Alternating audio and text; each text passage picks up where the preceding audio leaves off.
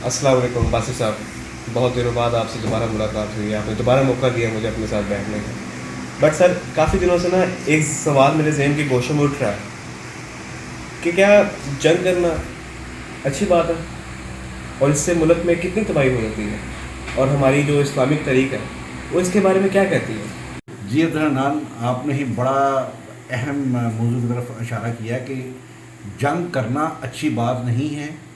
کیا جنگ سے ملک تباہ ہو جاتے ہیں؟ اب یہ باتیں بظاہر تو کافی وزنی لگتی ہیں، لیکن کچھ حقائق ہیں جو کہ میں آپ کے سامنے یہ رکھنا چاہتا ہوں کہ آپ نے جو سوال کیا ہے اس بابت. اب دیکھیں، گزشتہ 200 سالوں میں امریکہ نے ایک دن کے لیے بھی کبھی جنگ بند نہیں کی. دوسرے نمبر پہ آپ دیکھیں کہ اپنے قیام سے لے کر جب سے یہ بنا ہے اسرائیل، اس وقت سے لے کر آج تک ایک لمحے کے لیے بھی اس نے جنگ بند نہیں کی، مگر وہ مضبوط ہو رہے ہیں.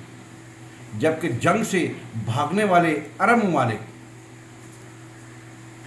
ہر گزرتے دن کے ساتھ کمزور ہوتے جا رہے ہیں. گزشتہ صدی میں سب سے طویل اور خوفناک جنگیں جاپان، جرمنی اور کوریا نے لڑی ہیں، اور یہی ممالک ترقی میں بھی سب سے آگے نکل چکے ہیں. اس کے بعد دیکھیں کہ پہلی 12 صدیوں میں مسلمان مسلسل جنگوں میں جو کہ جہاد کیا، اور جس کا حکم کلام پاک قرآن مجید میں بھی تقریباً 484 دفعہ ہے. مسلمان مصروف رہے ہیں پہلی 12 صدیوں میں، اور اس دوران میں ہی سب سے زیادہ ترقی یافتہ اور سب سے طاقتور مسلمان شمار ہوتے تھے.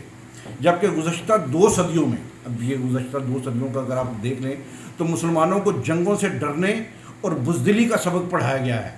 اور حالیہ 200 سالوں میں مسلمان نہ صرف غربت کا شکار ہوئے ہیں بلکہ ترقی میں بھی پیچھے رہ گئے ہیں.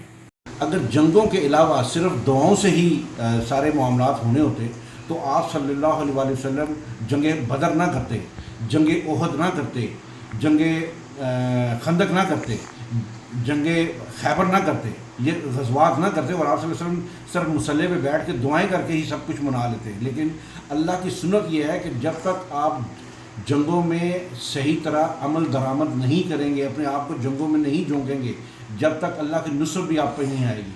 اور آج مسلمانوں کو جو درس دیا گیا ہے وہ جہاد سے دوری کا درس دیا گیا ہے اور دیا جا رہا ہے. اور آج آپ دیکھیں کہ 57 ممالک ہونے کے باوجود 200 سے زیادہ 2 ارب سے زیادہ مسلمان ہونے کے باوجود اسرائیل کے چند کروڑ اسرائیلیوں کی وہ اس کو فیس نہیں کر سکتے. آخر اس کے پیچھے کوئی نہ کوئی وجہ تو ہے. آج اتنا کمزور کر دیا گیا ہے مسلمانوں کو جنگوں سے ڈرا کے. امید ہے کہ میں نے آپ کے سوال کا جواب دے دیا ہوں.